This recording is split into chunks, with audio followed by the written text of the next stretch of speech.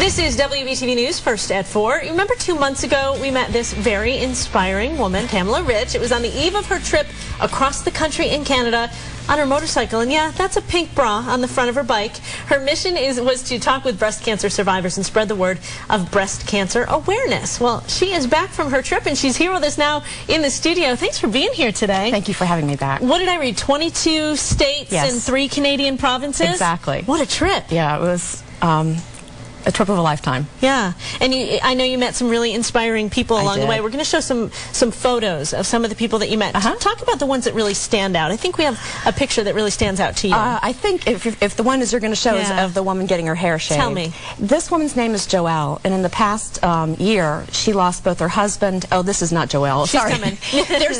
At the rally, people did everything in this town to raise money for breast cancer, including shaving their heads and we auctioned off decorated bras, and we had people in the street acting like banditos, flagging traffic down, because this is a town of 50. So this is Joelle. Her mother and husband were taken by cancer in the past 12 months. And she had not cut her hair in 5 years. It was quite long, as you can see in the pictures. And she said, "Okay, crowd, if you raise $500, I'll shave my head."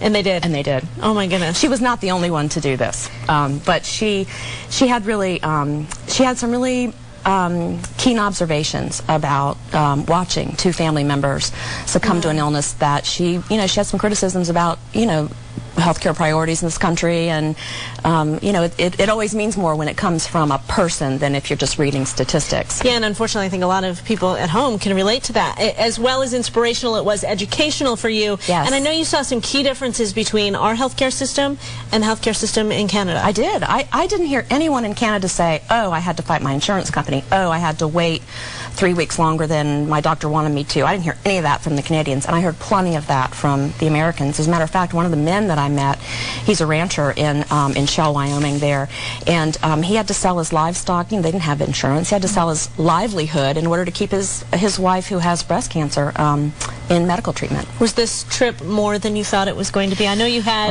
expectations for it, but was it more than you thought it was going to be? On many, many levels. Yes, it was.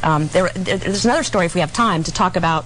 There's a woman who, I want to talk about the role of intuition in medical care. She was convinced that she had breast cancer in both breasts, although it had only been diagnosed in one. And so she insisted that she get a double mastectomy. As it turns out, after she prevailed with her insurance company, the breast that had not had a diagnosis had more cancer than the one that had. So, I mean, trust our guts is what you're saying. Yeah, I mean, there's so much to learn from these people, and that's why I'm writing the book. Well, and you can read more about Tamela's 40-day experience on her travel blog. We've posted a link for you to that on our website, WBTV.com. You can click on Web Extras and you'll see that there. Thanks for coming in. Thanks again. Stay with us. We'll be right back.